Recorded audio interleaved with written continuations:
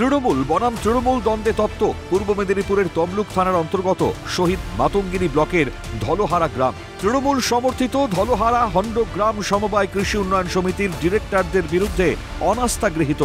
ভোটাভুটিতে অপসারিত তৃণমূলের ৮ ডিরেক্টর। তৃণমূলের ডিরেক্টরদের সরাতে সাহায্য বিজেপির। জানা যায় 2024 সালে ধলোহারা হন্ডগ্রাম সমবায় কৃষি উন্নয়ন সমিতির নির্বাচন হয়। এই সমবায় সমিতির 46টি আসনের মধ্যে 34টি যায় তৃণমূলের ঝুলিতে। অন্যদিকে বিজেপি সমর্থিত প্রার্থীরা জয়লাভ করে 12টি আসনে। নির্বাচনের পর বোর্ড গঠন করে তৃণমূল।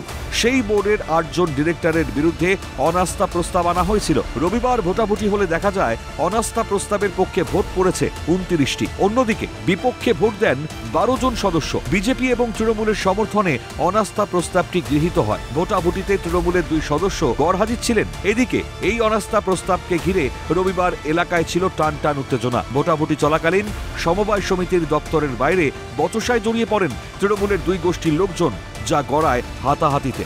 ধলোহারা হন্ডগ্রাম সমবায় কৃষি উন্নয়ন সমিতির সচিব গৌরচন্দ্র সামন্ত জানান, এই 8 ডিরেক্টরের অপসারণের দাবিতে অন্যান্য দলের ডেলিগেটরাও তাদের সমর্থন করেছেন।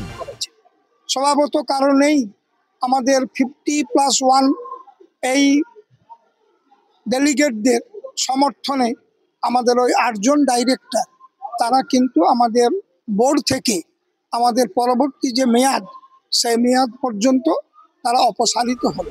ধলোহারা হন্ডগ্রাম সমবায় কৃষি উন্নয়ন সমিতির ডিরেক্টর শেখ হাসানুল্লাহর দাবি, ব্যাংকের সঙ্গে সহযোগিতা না করার জন্য যে অচলাবস্থা তৈরি হয়েছিল তা দূর করতেই এই মিটিং ডাকা হয়েছে। আর্থিক দুর্নীতির আজকে নয়, আমি বলছি আর্থিক দুর্নীতির আজকে নয়, ব্যাংকের সঙ্গে যে সহযোগিতা করা দরকার, যেভাবে আমাদের অচলাবস্থা সৃষ্টি হয়েছিল সেই অচলাবস্থা কাটানোর জন্য আজকে আমাদের এই মিটিং ডাকা হয়েছে। যদিও তার বিরুদ্ধে ওঠা যাবতীয় অভিযোগ উড়িয়ে দিয়েছেন আইএনটিটিইউসি নেতা তথা অপসারিত ডিরেক্টর আতিয়ার রহমান। স্বচ্ছভাবে চলে, গরিব সাধারণ মানুষের টাকা, সেই টাকা যদি সঠিকভাবে গুচ্ছিত না থাকে, অপব্যয় না হয়, এটাই ছিল আমার লক্ষ্য। সেই জায়গায় লক্ষ্যে আমরা সেইটাকে সঠিকভাবে গুছানোর চেষ্টা করছিলাম। কিন্তু 2 জন কতিপয়, গৌরচন্দ্র সামন্ত সেক্রেটারি আর এই গুরুপদ দোলই প্রেসিডেন্ট, একদম অনভিজ্ঞগুলোকে বসিয়ে দেওয়া হয়েছে আমাদের দলের তরফ থেকে, যে আমরা আছি, সাথে আছি। তিনি আমাদেরকে বাদ দিয়ে, তিনি আমাদের থাকলে তাদের অসুবিধা হচ্ছে, তাই তারা এই পন্থা অবলম্বন করে বিজেপিকে সঙ্গে নিয়ে আমাদেরকে যাতে অপসারণ করা যায় সেই চেষ্টা করছেন তিনি। যদিও গোষ্ঠীদ্বন্দ্বের বিষয়টি মানতে নারাজ রাজ্যের শাসক শিবির। শহীদ মাতঙ্গিনী ব্লক যুব তৃণমূল কংগ্রেসের সভাপতি সুমিত সামন্তের দাবি, এটা গোষ্ঠীদ্বন্দ্বের কোনো বিষয় নয়। কি সমস্যা হয়েছে তা জেনে দলীয় স্তরে পদক্ষেপ নেব। একটি ওদের সমবায় বোর্ডের মধ্যে একটা সমস্যা হয়েছে, সেই সমস্যা এখানে গোষ্ঠীদ্বন্দ্বের কোনো বিষয় নেই।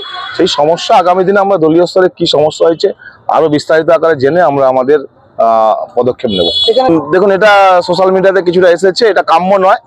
নিশ্চিতভাবে দুপক্ষকে ডেকে দলীয় স্তরে এবং আমাদের যিনি জেলার সভাপতি আছেন এবং অন্যান্য আমাদের বিধায়ক সাহেব আছেন, সবাই মিলে নিশ্চিতভাবে আগামী দিনে এই যাতে এই সমস্যা কাটানো যায় এবং দুপক্ষকেই যাতে আগামী দিনে একটা অ্যাডজাস্টমেন্টের ভিত্তিতে আসে, সেটা আমরা নিশ্চিতভাবে উদ্যোগ নেব।